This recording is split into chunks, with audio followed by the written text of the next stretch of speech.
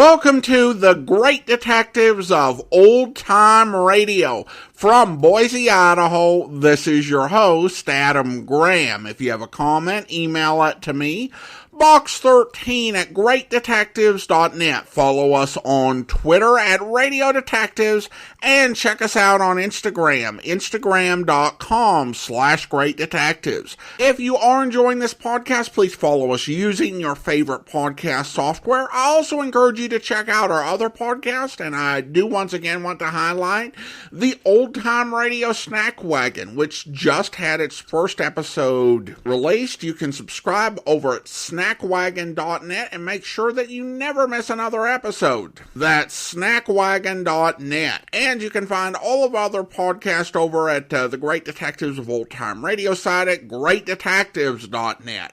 Now it is time for this week's Yours Truly Johnny Dollar Serial. We will be playing episodes 1 and 2 today, and episodes 3 through 5 on Friday. So here now is the LaMarr matter from March 26th and 27th, 1956. From Hollywood, it's time now for Johnny Dollar. Pat McCracken, Johnny, returning your call. Oh, hi, Pat. How's Southern California?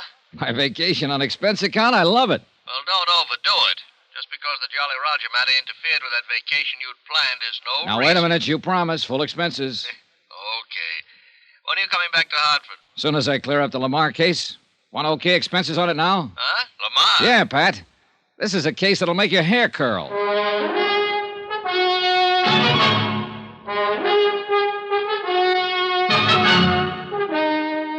Tonight and every weekday night, Bob Bailey in the transcribed adventures of the man with the action-packed expense account, America's fabulous freelance insurance investigator. Yours truly, Johnny Dollar.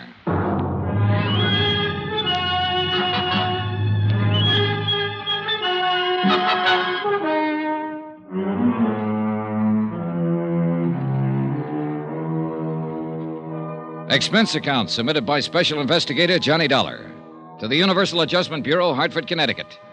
The following is an accounting of expenditures during my investigation of the LaMarr matter. Expense account? Forget it. I'm on vacation. As far from Hartford, Connecticut, center of the insurance business as I can get. Yeah, I'm in La Jolla, California, and I'm staying in a big ritzy motel called El Crescenta. Alone. Oh, there is a girl down here. A lot of them, in fact. But one in particular. Bonnie LaMarr, her name is. Sounds like somebody in show business, doesn't it? But she isn't. Tall, 5'8", brunette, pretty as the devil. And I gave her the line that my so-called business back east consists of nothing more exciting than running a filling station. How can you afford to come all the way out here to California for a vacation? To say nothing of staying at the El Crescenta. Rich uncle, Vonnie. Died and left me a couple of $1,000 to do with as I see fit. This is the way I see fit. Only a couple of $1,000. Mm-hmm. Gee, that's too bad. A couple of $100,000, I might really fall for you. Oh, Vonnie, how can you? Hmm? Here I thought these last 3 days and evenings with you were due solely to my overwhelming personal charms. Your charm has nothing to do with it.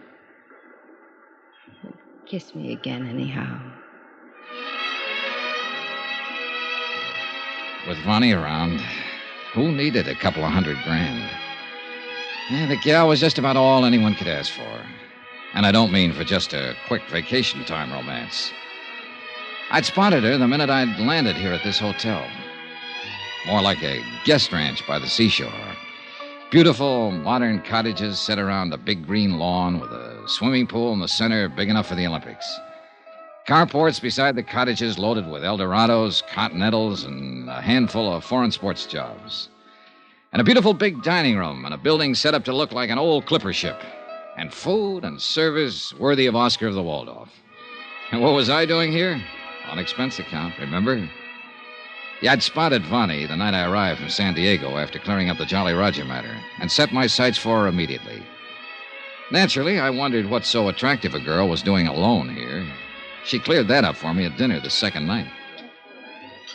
I still don't understand why Daddy hasn't arrived yet. Oh? He's supposed to join you on this vacation? We always spend our vacations together. At least we have since Mother died a few years ago. You're an only child? Yes. Really a foster child. Just as we were about to take our plane, some crisis or other arose at the plant. So he made me come along and wait for him. LaMarr Metal Products.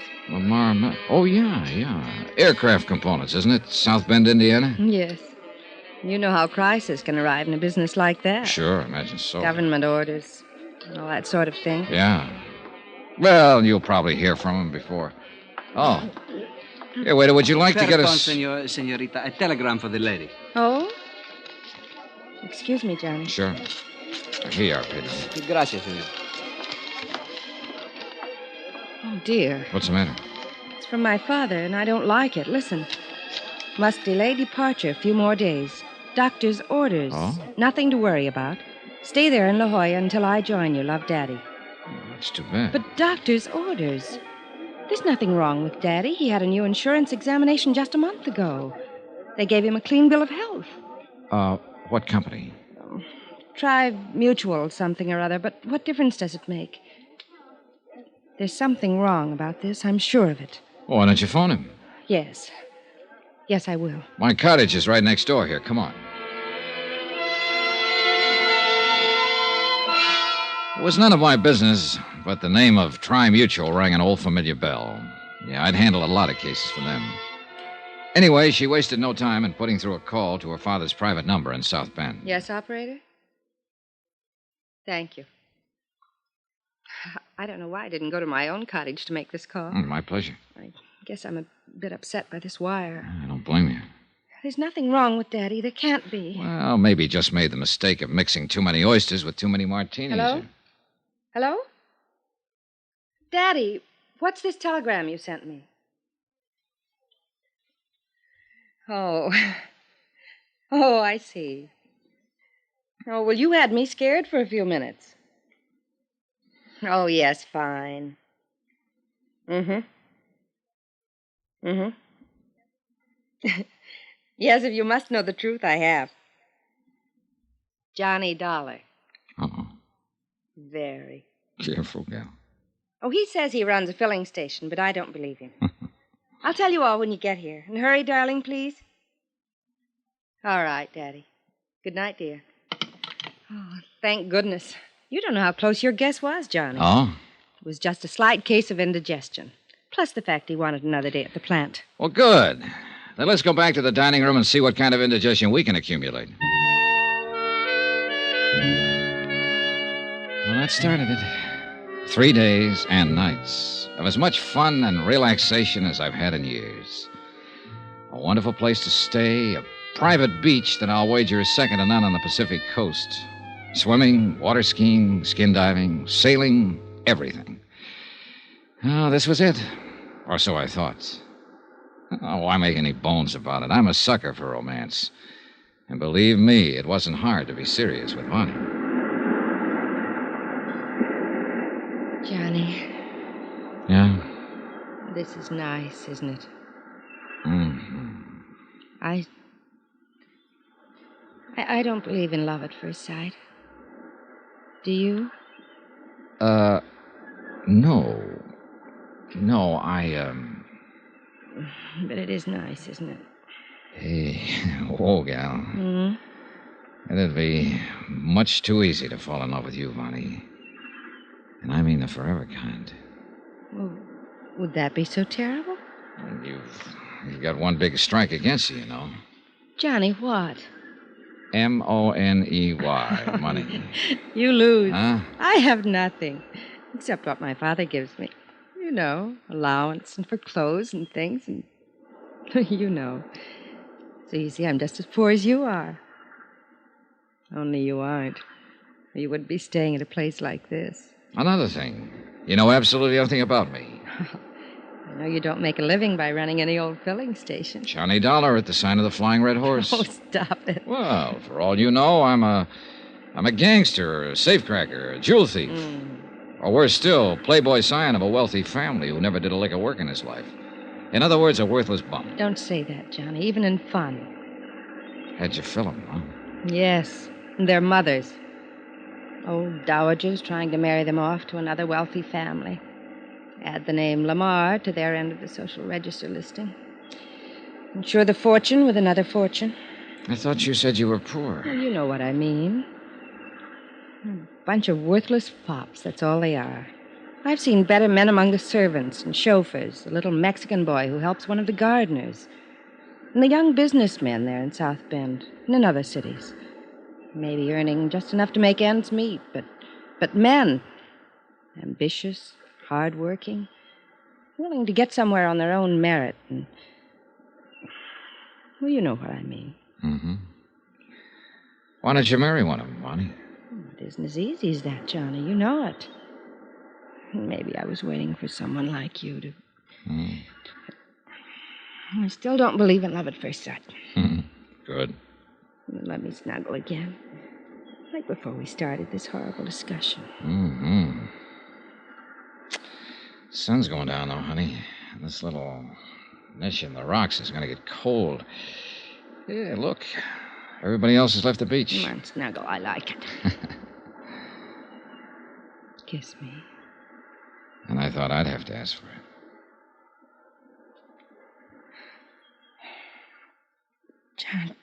Johnny? What do you do? Well... Well, I'll tell you.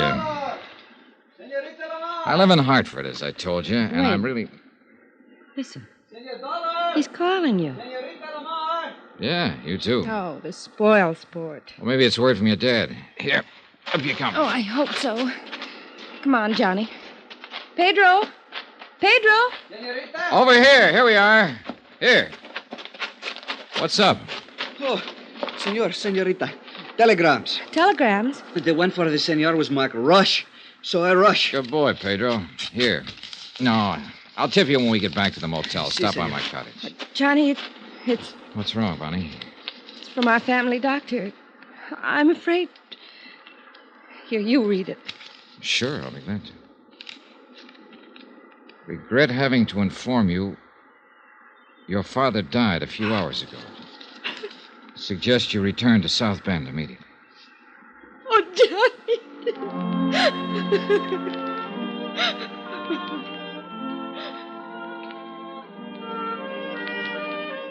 It was a few minutes before Bonnie could pull herself together enough to walk from the beach up to her cottage where she could pack her things for the trip back to South Bend.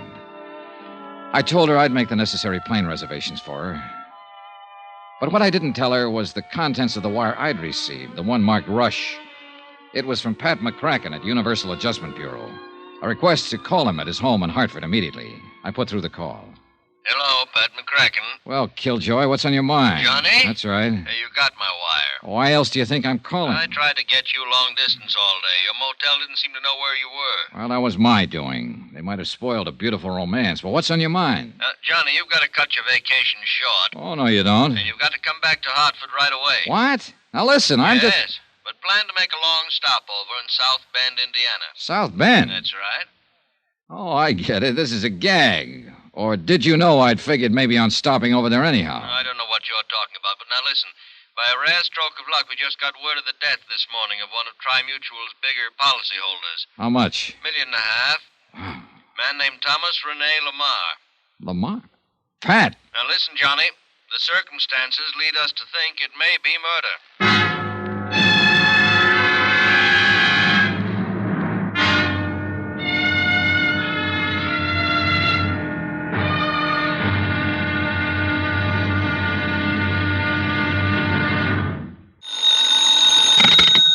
Johnny Dollar. I have your party in Hartford, Connecticut now, Mr. Dollar. Oh, thanks. Just a moment, please. Hello, McCracken, Universal Adjustment Bureau. Hi, Pat. Johnny, are you still in La Jolla? Didn't you get my telegram? Sure did. And I'm getting ready to leave for South Bend right now. In the company of a beautiful, charming, lovely... Now, look, son, your vacation is over. Charming, lovely girl named Vonnie LaMarr. Okay. Now, will you... What? That's right. Thomas Rene LaMarr's daughter. Does she know her father has died? Telegram for her arrived at the same time I received yours. You didn't show her my wire. No. She doesn't know yet that you think it might be murder.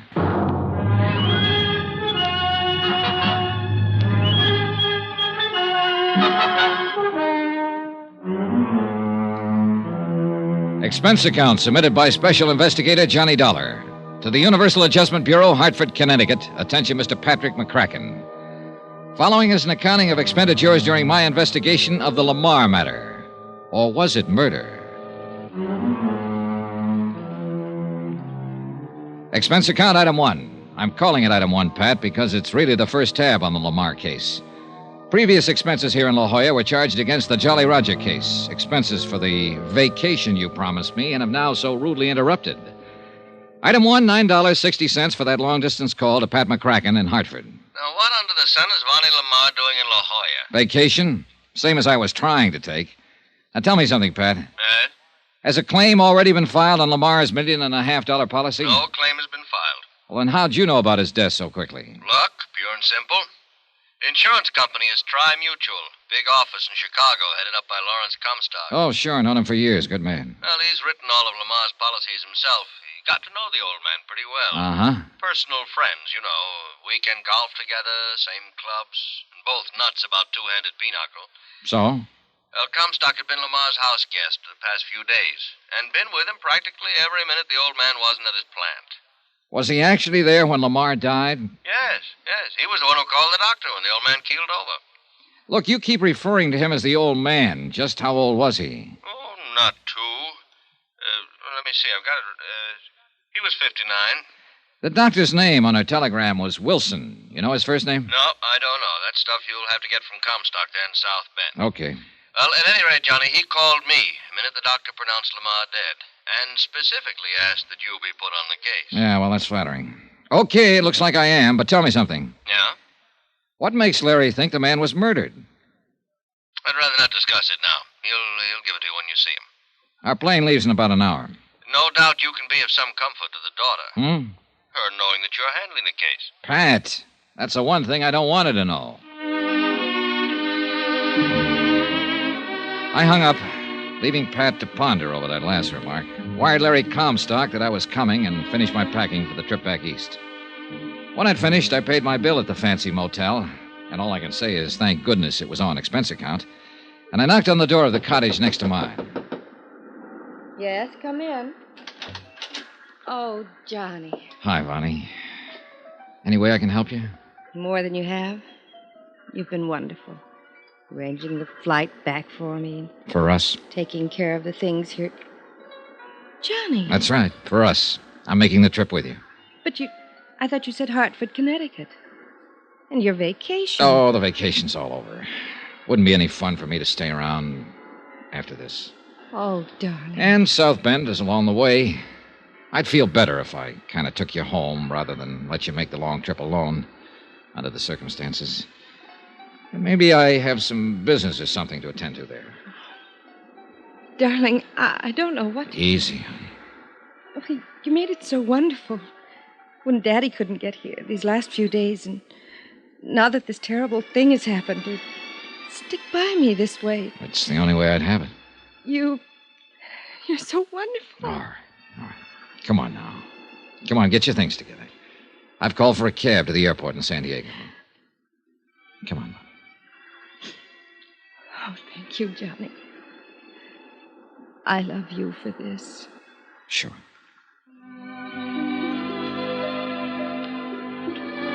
I can't say I exactly relish thoughts of the flight back east, much as I hoped I could be of some small comfort to the girl, much as I genuinely wanted to. Such things can be pretty rough, particularly in this instance. But I am an insurance investigator, and in a matter of this sort, $1.5 million at stake, the possibility of murder, well, it's up to me to suspect everyone, whether I like it or not. Yeah, I sometimes think it's a pretty rotten racket to be in. Johnny. Sleep, Vonnie. Sleep. You'll need all of it you can get before you have to face things at home. I wasn't sleeping. I was just thinking. And being so thankful that you're here with me. Honey, I wired ahead for a hotel reservation. What? Yep. I'm going to stay in South Bend a few days. You wonderful, wonderful... No, I'm going to be honest with you. I also wired a friend of mine, a fellow with whom I do business now and then. So Well, anyhow, I'll be there for a few days and maybe more, and as long as I can be of any help to you. It's funny. You know, you still haven't told me what you do. Well, don't worry about that now. But I'm curious. Tell me. It'll give us something to talk about. Did you wire anyone at your home about your arrival? Yes, Harrison the butler. Johnny. Well, how about the doctor who telegraphed you? Yes, Dr. Wilson, too. Honey. Wilson. Edward T. Wilson. Now tell me. No. Now, you stop talking and try to get some rest. But all... I'm going back to the lounge in the tail section so that you'll have nothing to do but get some sleep. Then you won't tell me. No. Tomorrow. Asleep. Thank you, Johnny. Now I can, maybe. Yeah, rough. Very rough. I felt like a traitor to her. Well, we landed in Chicago at 10 a.m. and took a cab from the airport to the LaMarr home on the outskirts of South Bend. I'd never before realized that the big industrial city with all its huge, dirty, sprawling factories had such a wealthy residential section. And the LaMarr home on Parody Lane was one of the most impressive of all, set far back in what must have been an acre of well-kept lawn. In addition to Harrison, the butler, we were met at the door by the housekeeper, cook, upstairs and downstairs maids, and a couple of other servants, all of them obviously in deep sorrow over the passing of the master of the house. And may I most humbly, for all of us, express our deepest sympathy in this hour of this... It's all... Thank you, Harrison. Thank you all. I'm going to my room and we'll call you when... Yes, miss? This is Mr. Dollar. Mr. Dollar. He's to be admitted to the house. Any time I'll be here, Vonnie, as soon as possible. And you know where to reach me. Yes, Johnny. Thank you. And now to get to work, whether I liked it or not. I took the cab to the townhouse, dumped my bags, then back to Chicago in the office of Lawrence Comstock, Tri-Mutual's representative. He was waiting for me. Well, Johnny, you sure walked into something this time. Thick one, Larry? You don't know. You don't know the half of it. The million and a half of it. You gave Pat McCracken back in Hartford the idea that LaMarr's death might be murder. I think it is. I really think it is, Johnny. Why? Tom LaMarr was one of the best friends I ever had. He should have been. Your commission on the insurance he was carrying was enough to set you up for life. Oh, no, Johnny, don't talk like that. Tom was a good friend of mine, quite aside from business. I sold him his very first policy years ago, and he was just a bookkeeper for Atlas Processing Company, earning $70 a week. And when he married Delise... Delise? That's his wife, who died 5 years ago. Oh. That policy was only for $2,500, straight life. So? Well, you know how little my commission was on that. But I liked him. I saw that he had a spark about him, that with the proper kind of encouragement, he could go places. And he did. Yeah, so I understand. I understand the LaMarr Metal Products is a really big thing. General Metal Fabricators just bought them out. Oh? Yes, and Tom was getting all ready to retire. Spend the rest of his days having fun, golf, fishing, winters in California, and summers in Minnesota, that sort of thing. And taking care of Vonnie, his adopted daughter. Yeah. Kind of worth taking care of, too. Eh? I know her, Larry. Met her in La Jolla, California. Oh, then you... Brought her back here to face the sad fact of her father's death. Why, didn't... Oh, yes, of course. The family doctor, Ed Wilson. I should have realized. He sent a telegram to Vonnie to the same place you were, in La Jolla. She's a wonderful girl, John. You're telling me. But, Larry... Yes? Something you told Pat McCracken back in Hartford has led him to think that possibly Thomas LaMarr was murdered. Johnny, in the years I've known Tom LaMarr... Yeah? I've not only known him, but I've known his family. Well? And much of his affairs, personal as well as business. Well? His wife, Delise. I would have married her long ago if I'd been able. Oh, get to the point, Larry. Oh, yes, of course. And his daughter, Vonnie. I wish she'd been my daughter, my child. Come on, Larry, come on, get at it. She's a wonderful girl. You said that. Oh, yes, of course. Well, there were things in her past, Vonnie's past, that even her mother and later her father didn't know about. But I did. For heaven's sake, man, get to the point. You too? Yes, me too. Yeah, me. The confirmed bachelor. Take him or leave him. Have fun. Forget him. Make a big... Go on, Larry. Listen, Johnny. Now listen carefully. Dr. E.T. Wilson, Ed Wilson, an old friend of mine as well as Tom. Yes? It was Ed who made the last insurance examination 4 months ago. Thomas Rene LaMarr was in better health than you are. After all, he was only 59, and he'd lived a careful life, taking good care of himself. Well, go on. We were sure of his physical condition, sure of it. That's why I let him add to his already large policy. Larry, you've told Pat McCracken, and you've admitted to me that you think Thomas LaMarr was murdered. Yes, John. Because of one man. Who? The one man who shared his confidences, business and personal. Yeah? Who was closer to him than even Ed Wilson or me. Well, who? One man who alone could be sure of benefiting by Tom LaMarr's death. Oh, look, Larry, that bush you're beating around is getting bigger and bigger. It's so simple, John, so discouragingly simple. All right, Larry, all right. Take it any way you like. I'm here for 2 reasons. Because I'm assigned to this case, and because of Vonnie. Yes, I know. Now, who is it you suspect? The man Vonnie is really in love with. Oh. I'm sorry, John.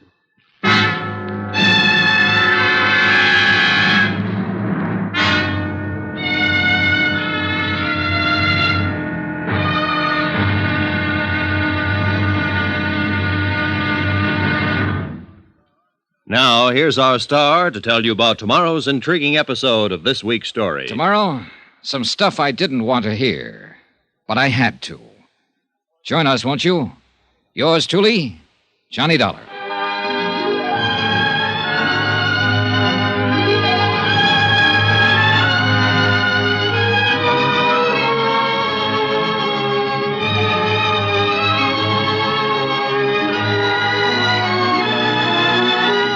Yours truly, Johnny Dollar, starring Bob Bailey, is transcribed in Hollywood. It is produced and directed by Jack Johnstone, who also wrote tonight's story. Be sure to join us tomorrow night, same time and station, for the next exciting episode of Yours truly, Johnny Dollar. Roy Rowan speaking.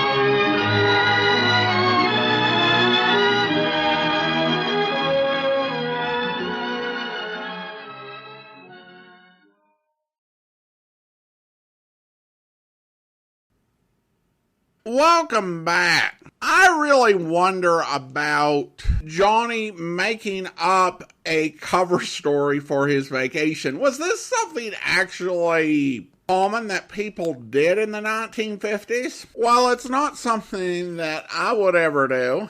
I can see a couple of reasons why people might do it without a malicious intent. One is if you're in a profession where people might call on you to act in your professional capacity, even though you're on vacation. For example, if you're a doctor on vacation and someone says, "Oh, you're a doctor. I've been having this pain in my left knee. Do you know what that might be about?" And you just find yourself talking shop. Because people do that. They're like, "Hey, you're a professional. Go ahead and give me your services for free." I can't imagine with an insurance investigator. You know, it's funny you mentioned being an insurance investigator, Johnny.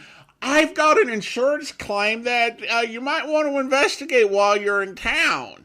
And I guess the other one is if you're kind of afraid of being pestered to talk about your job or to tell some exciting details. Though in Johnny's case, it would be easier just to say, "I work in insurance." And that would stop anyone from pestering them because they were like, okay, I don't want you to try to sell me a policy.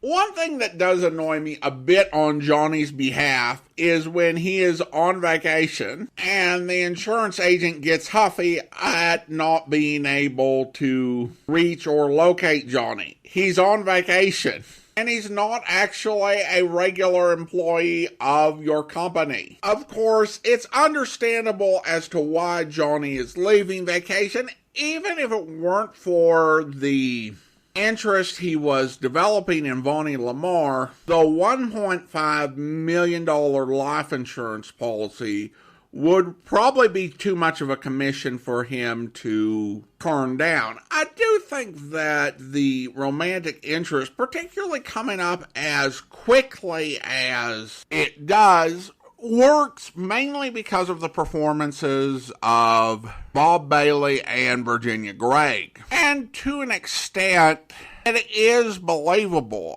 There are a lot of people who are that sort of confirmed bachelor type. And I think this was more true in previous generations, but they are that type, and then they get into a serious relationship and move very fast, uncomfortably so for everybody else who's been through a more typical relationship pattern. But I could definitely see this thing happening with Johnny. Of course, his feelings were kind of driving that final scene where he was getting annoyed at the agent who was taking a very long time to get to the point. But here's the thing. It's like in real life, if you have people who take dramatic pauses, it kind of can get you a little bit antsy. And really, when people just, stop talking and pause for effect and leave you hanging as to what you're going to say, that can annoy anybody. And now, listener comments and feedback now, and we start with some comments on the Clinton matter.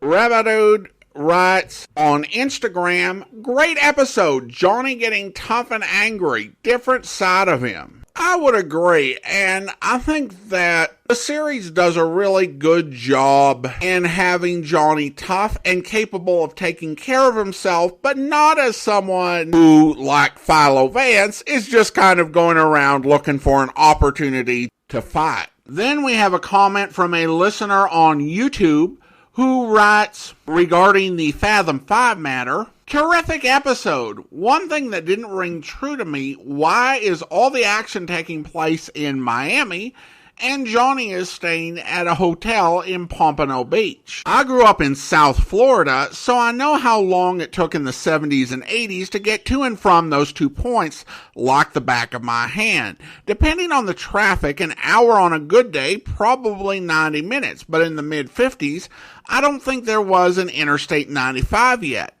So he would have had to take A1A, so in the 50s, probably a 2-hour ride. Scenic, but long. When we first moved to Fort Lauderdale in 68, I was 4. I distinctly remember them building a section of I-95 from Commercial Boulevard all the way to either Hollywood or North Miami.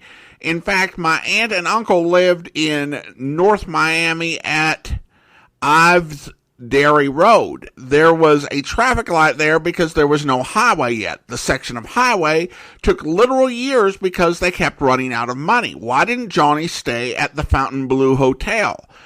His expense account certainly would have provided for it, and it would have been a lot closer to the action.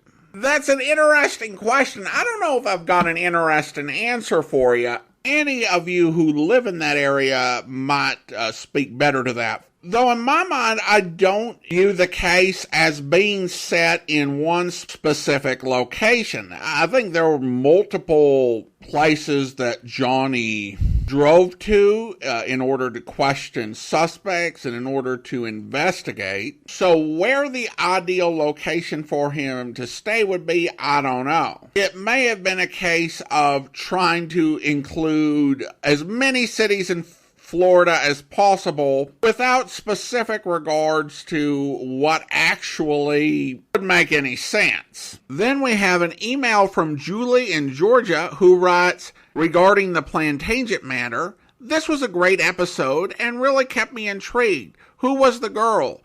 It also is good to see Johnny's compassion, but when Johnny said he didn't know anything about her, he forgot that a man she was fighting with in the alley called her Amy. I also vaguely noticed the 32 versus 38 caliber mix-up, but not a big deal. Like live theater, you have to make allowances.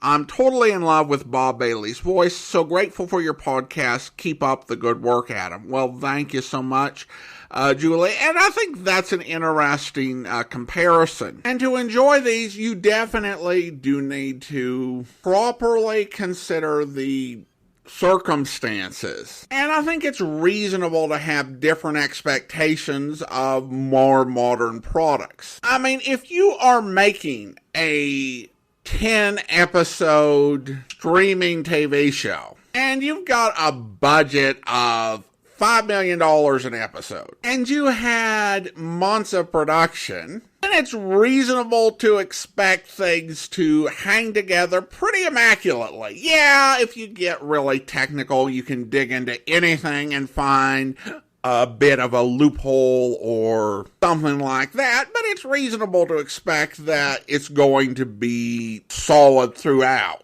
with no real obvious mistakes. With Johnny Dollar, particularly with this serial era, you're putting out an hour of drama every week, and you have a handful of people who are working on it. The writers are writing stories as they get a chance. You can definitely tell that. It's all on a very tight time frame. So you're going to have continuity issues where things don't quite match up. I think it's perfectly fine to notice those things. And there are a lot of these serials that are a lot tighter, that have a lot less holes in the overall plot, and it's also fair to say that those were better than some of the others, because that's the nature of ranking stories. But to me, I really focus on, in terms of my own enjoyment, the overall arc of the story, and which is